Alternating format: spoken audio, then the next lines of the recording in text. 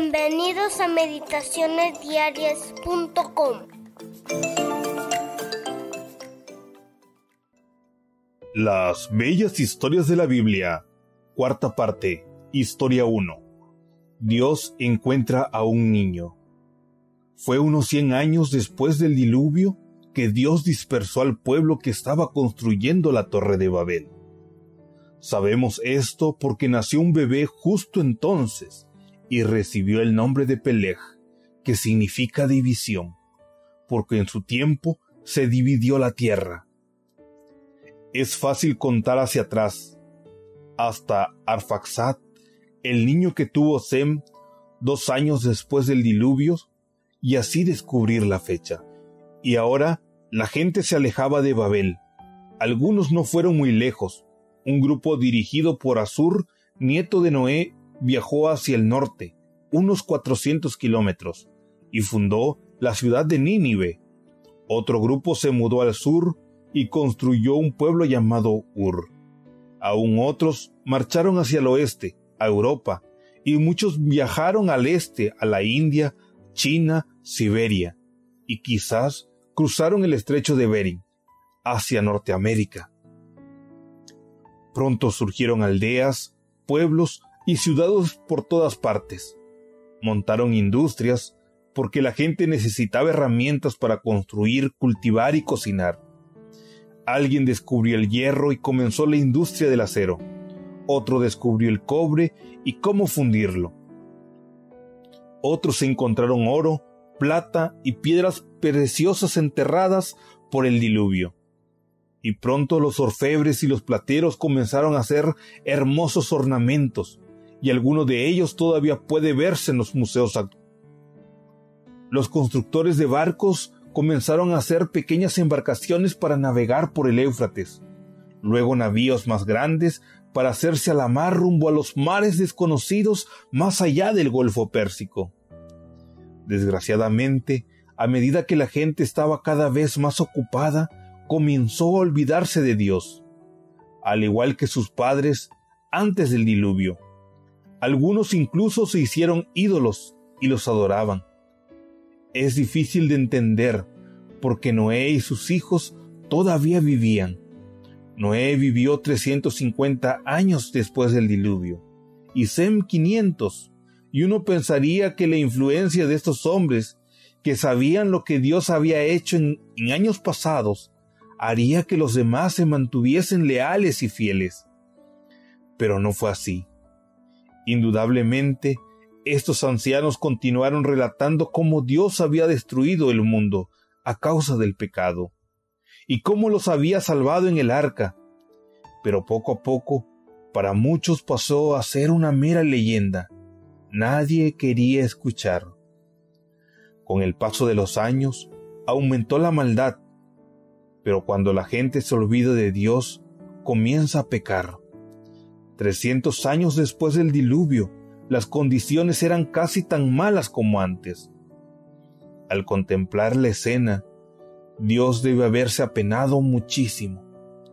Quizás se preguntó, si no hubiera sido mejor que jamás se hubiese construido el arca, y que todos hayan perecido en el diluvio.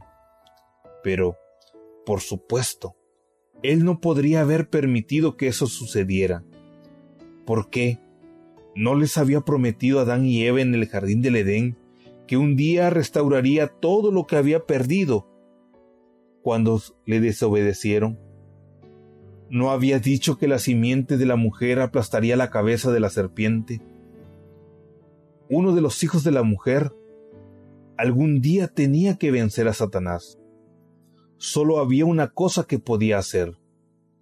Antes que el mundo se volviera totalmente impío otra vez, debía encontrar a alguien por medio del quien pudiera mantener vivo el conocimiento de su verdad y de su propósito. Alguien que lo amara y le fuese siempre fiel. Alguien que se pusiera de parte de la justicia, de la verdad y de la bondad en el mundo impío. Alguien que criara a sus hijos correctamente y se asegurara de que ellos también guardaran su ley. ¿Podría encontrar una persona así? ¿Dónde? ¿En Nínive quizás o en Babilonia? Porque ambas ciudades eran bastante grandes para ese entonces. ¿Dónde habría un niño entre toda esa gente en el que Dios pudiera confiar para llevar a cabo su plan? Finalmente, sus ojos, que todo lo ven, se fijaron en esa lejana ciudad de Ur, conocida posteriormente como Ur de los Caldeos. Aquí vivió un hombre llamado Teraj, que tenía 3 hijos: Abraham, Nahor y Harán. El menor de ellos, más adelante conocido como Abraham, era un buen muchacho. Llamaba al Señor. Alguien, quizás su madre, le había contado la historia de la creación y del maravilloso amor de Dios por Adán y Eva en el principio, y todo el gozo y la gloria que había disfrutado mientras caminaban y se comunicaban con Él. Había aprendido que el pecado había arruinado todo, y que Dios, mediante Noé, su tatarabuelo, había tratado en vano de salvarlos. Al escuchar repetidas veces la antigua historia, Abraham había llegado a amar a Dios y a decidir que le serviría toda la vida. No fue fácil para él llegar a esta decisión, porque la mayoría de la gente de Ur, incluyendo su propio padre, ya adoraban ídolos. Había ídolos incluso en su propia casa. De modo que Abraham tuvo que tomar la decisión solo. Y Dios lo amó por eso, porque Dios lo estaba observando, así como observa a cada niño y niña en la actualidad.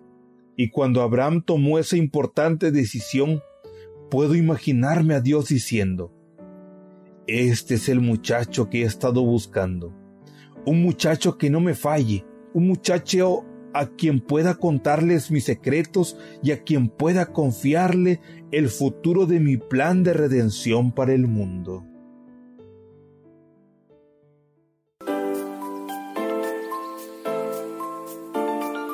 Los invitamos a acompañarnos todos los días y descargar nuestra aplicación móvil.